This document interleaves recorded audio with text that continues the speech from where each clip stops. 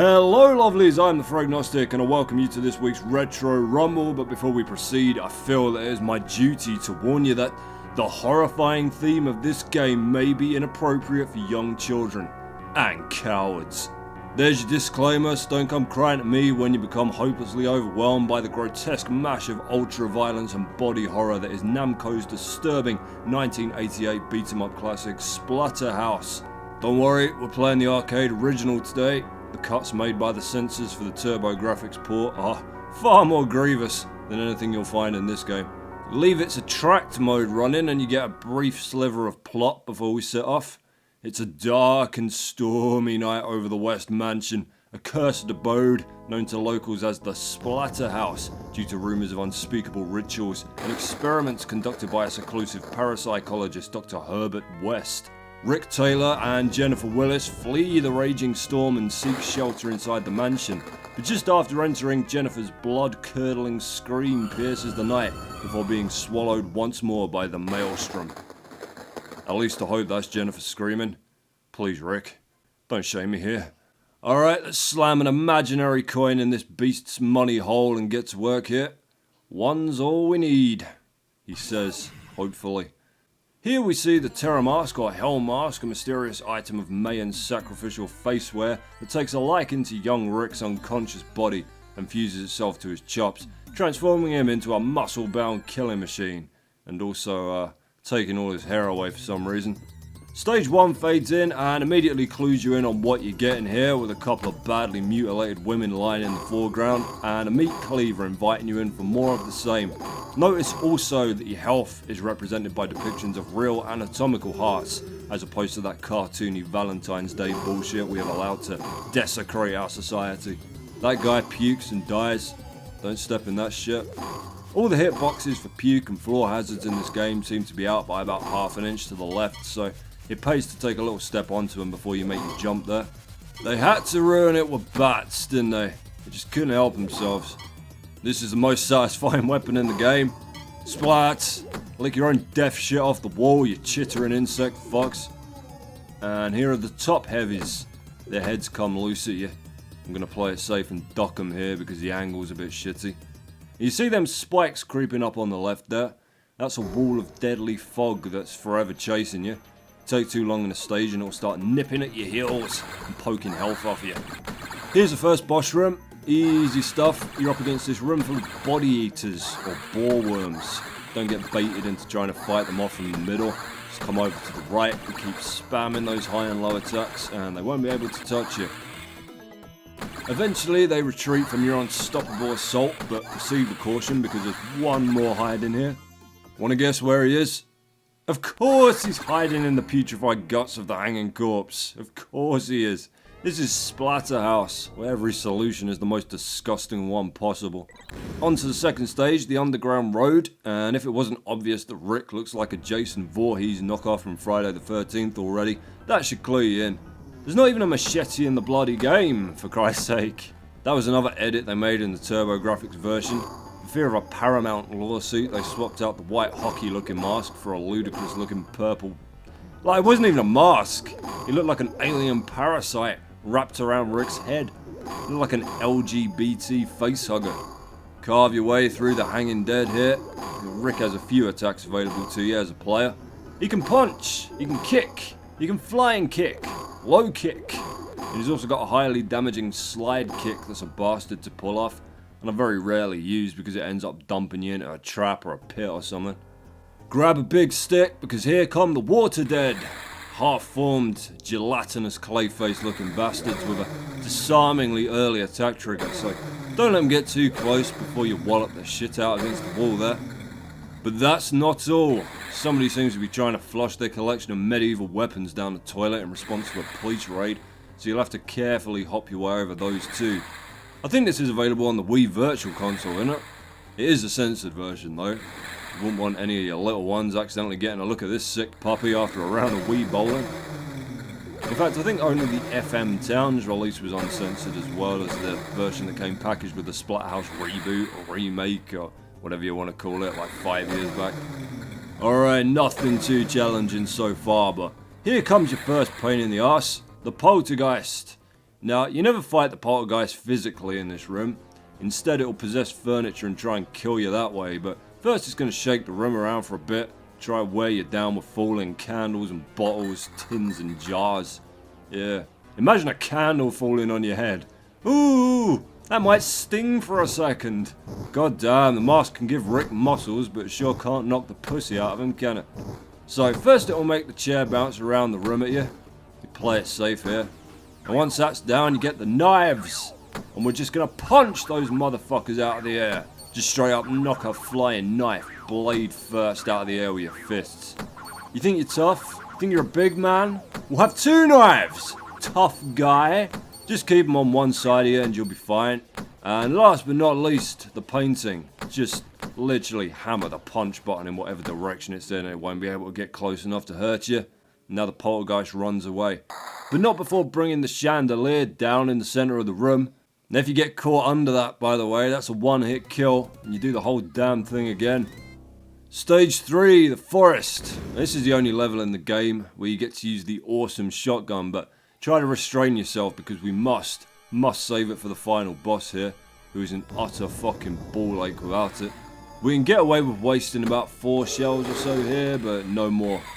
You're also introduced to the evil dogs in this level, a very unusual enemy, as they rarely attack you directly, preferring instead to stop and eat the dead men you kill. Still gotta get rid of them most of the time anyway, as they have a freakishly large hitbox when they're feeding, and it's nigh on impossible to jump over them, but there you go. Don't touch any of the spotlights there, or a big hand will drag you down under the bridge for a fight with the water dead. Those birds. Those birds are actually just listed as birds of paradise. Not even like crows or vultures or ravens or zombie sparrows. Just beautiful exotic birds that are sick of your shit. Now you see there a little tactic that we're going to have to employ again in a moment where I'm juggling the weapons across the screen. Well, the boss actually takes about 10 blasts of the shotgun to kill, so the second gun, just in front of us here, we're going to juggle a few feet across to where he's jumping around so that we've got enough firepower to put him down with ease. Here we are. This fucker's called Biggie Man, a mistranslation as his real name is Piggy Man. And he sure looks easy when he's getting the shit rattled out of him with shotgun blasts, but any attempt to go toe to toe with him will end in him endlessly swinging his chainsaws around like a maniac, and your mutilated corpse lying at his feet. Hardest boss in the game by far, unless you bought a couple of equalizers. Haha. Moving swiftly on into stage 4, the chapel.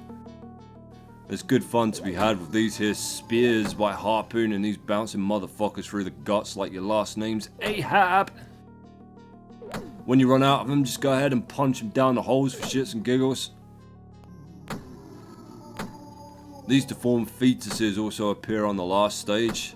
They're called Nobu, and you better kick them in their grotesquely swollen baby heads quickly, or like half the enemies in this game, they'll vomit some form of revolting slime all over you. Time this shit right, I'll get an ankle full of fuck you. Again, the hitboxes are brutal on these rotating blades, so wait as long as possible for the screen to center and give yourself some space before you make your hurdles over them. Which is just as well, as these bats will punch any eager beavers that go leaping in trying to be clever. And these last two put us at the end of the screen and into what must be my second most hated part of this fucking game, the Hall of Mirrors. So, you walk or slide your way through here, and after you pass certain mirrors, these evil Rick doppelgangers will burst out of them and attack you. They take 3 wallops to bring down, and you better get on top of that very, very quickly because they're not shy about beating the piss out of you with your exact same moveset, including the devastating slide kick. If you give them even a second to breathe, they will make your life utterly miserable, so my tactic here is to push as close to the edge of the screen as possible. Now if you do that, it severely cuts off their attack options and means that when they spawn, you're right on top of them, so you can get 2 hits in right away before they fly back. But you have to be fast with a follow-up jump kick to finish the job. You can stop and check yourself out in the mirror too if you like. Looking good, Rick. Looking good for an abomination fueled by Mayan voodoo steroids. Here we are in the chapel proper, and once again it's boss time. You slide your way in, or fail and embarrass yourself. There it is, an inverted cross surrounded by a protective ring of severed heads. Gruesome. In the TurboGrafx port, they replaced the cross with another head, thanks to the old no religious imagery policy that was commonplace back in the day. So, you chase this atrocity to the back wall, and the idea here is to kill off all the heads so that you can strike at the cross. But you've also got to be wary of other rogue heads coming at you from the front and back. And don't try chasing this damn thing from one side of the screen to the other. It's a zoning nightmare. So just sit here and keep swinging your axe while you keep an eye on what's behind you. You can easily jump, duck or kill off the strays that are after you, but be vigilant and stop swinging early to do it, because this is an arcade game, and one of the money-sucking practices of its kind is that your character is always lumbered with insufferably laggy controls. Now the place has been suitably exercised, you get this little cutscene that goes on way too long with this calming church organ music in which, I don't really know what the fuck Rick's doing. Praying? Having a rest? Thinking about what he's gonna have for dinner? Like this hellhole wouldn't just suck the appetite right out of you?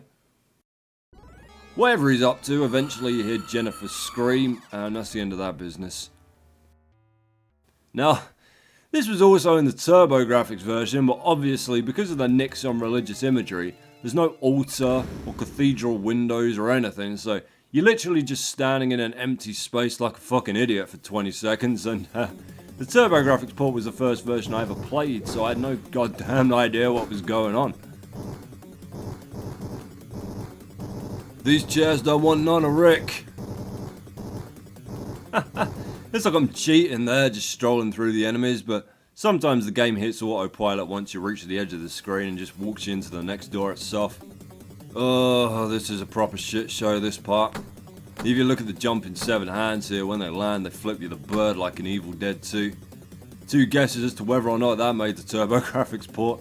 The problem here is that the minute you stop moving on the slope platforms, even if it's to attack and knock the hands out of your way, you slide into the pit and hurt yourself. So with good timing you can clear all the hands with jumping alone, except the one you saw me hopping around trying to kick back there. Alright, multiple path time. And while the lower path is much more difficult, it's also far more interesting and gives you a unique little boss fight that you won't get anywhere else. So I'll do things the hard way, just because I love you dearly and I want the best for you. Nothing new on this screen, which is just a more fiendish variation on the sewer battle we had back in stage 2, but once we drop down the ladder at the end here, things get a bit more interesting. So, you'll see a new type of zombie here called the Recycled Dead.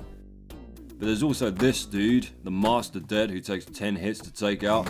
He floats from one side of the screen to the other, bellowing incantations, and if you take too long to interrupt him with a foot to the kidneys, he'll complete his spell and resurrect every corpse on the screen, which becomes a gradually inescapable problem if you can't get through him in time to hit him again.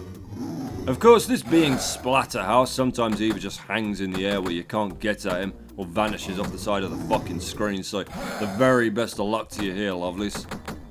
He'll play fair eventually. If you're wondering what you're missing up on the top floor, I promise you, it's very little. There's a hallway with ghosts, one type of which we'll see down here in a minute anyway, with the other being a face that rips itself out of a portrait to fly at you, which is much less spectacular than it sounds, I assure you. Then there's another very short hall of mirrors, and then after that an extended walkthrough version of the Body Eater boss fight room from the first stage. That's the end of you, shitface. Oh, wait.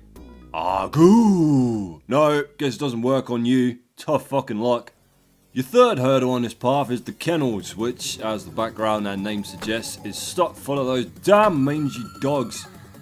You'll also see the cute anime kawaii ghosts up top called Jokers, who make the best of efforts to distract you and bomb you with skulls. They are by far the most irritating thing about this section because their flight pattern is a fucking mystery.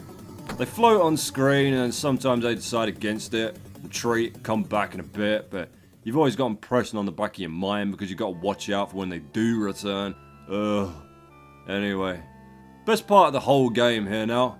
So you finally find your girlfriend with these freaks leering over her. But something is wrong. Terribly wrong. As your beloved writhes and convulses in agony, transforming excruciatingly into Mutant Jennifer, who now immediately leaps for your throat. The mutant Jennifer isn't particularly difficult to beat here. The go-go gadget claws have quite a disarming range on them, so whenever she jumps at you, try and get underneath her and knock her to the opposite side of the room to give yourself enough time to get clear of them.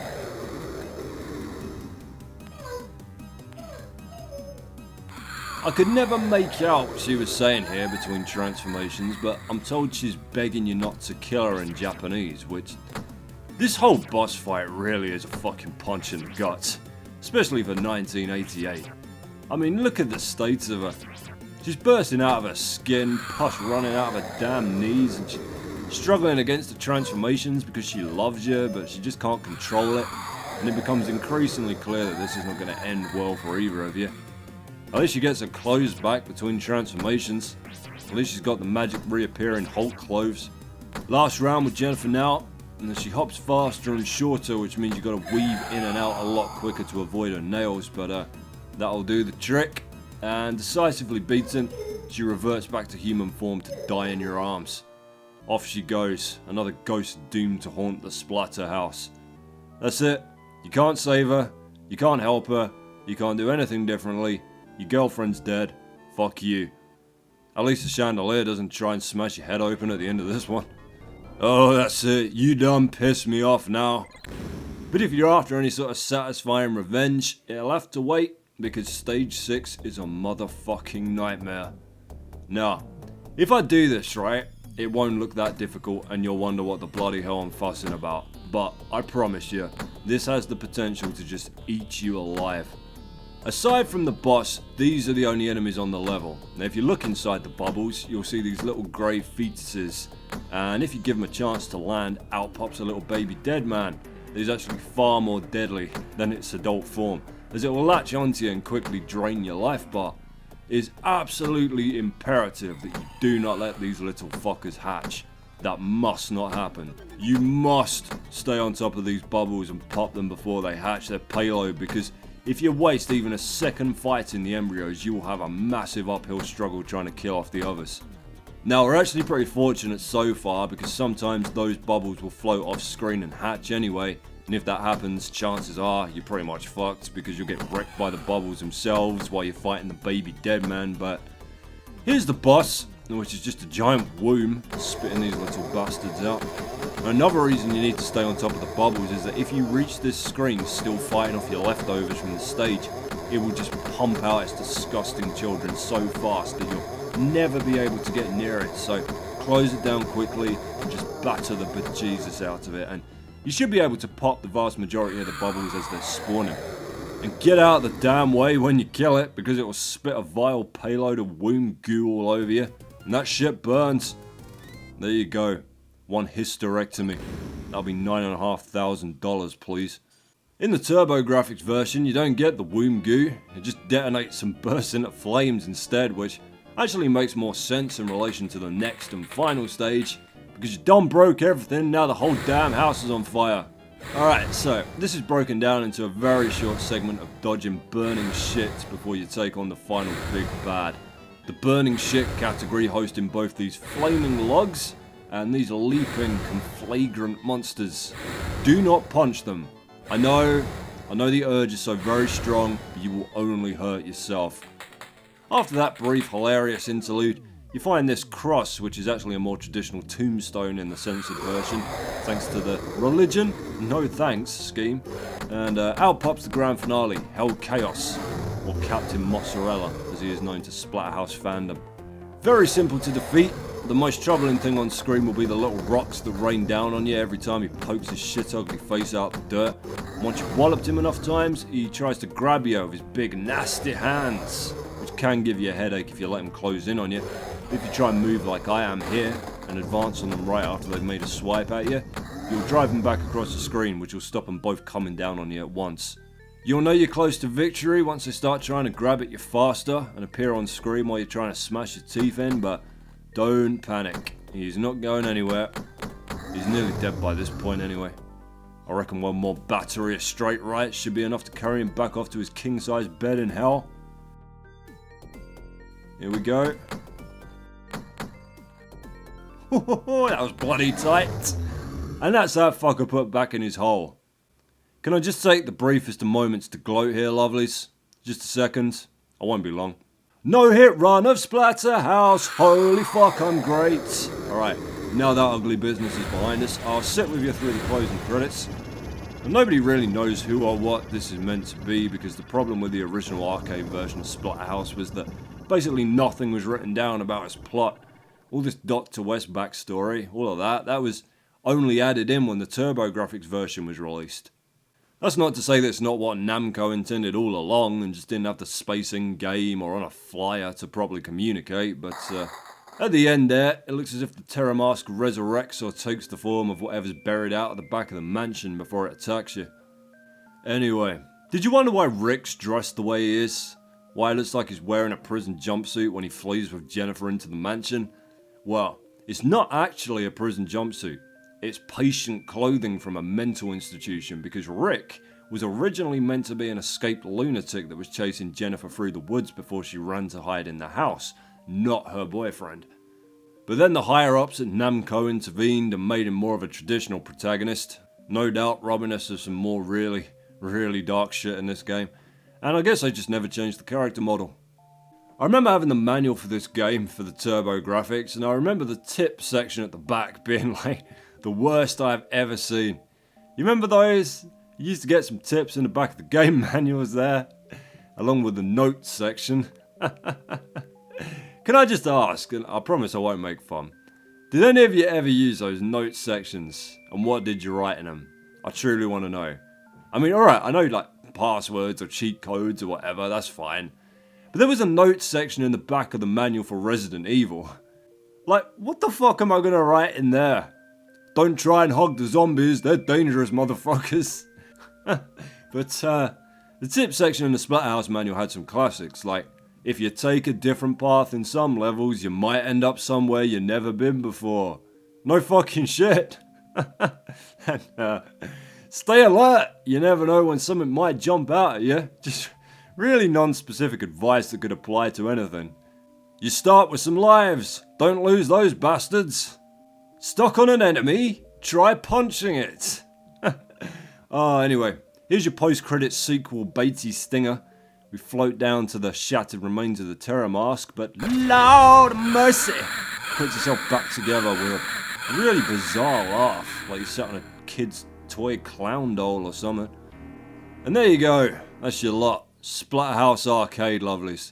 Not an incredible title from a technical standpoint, but one of the earliest examples of the industry really pushing the boundaries of what was acceptable to depict in a video game from within the horror genre. I'll see you next Monday back on Retro Rumble for a look at an even earlier and arguably more despicable ancestor cut from the same cloth.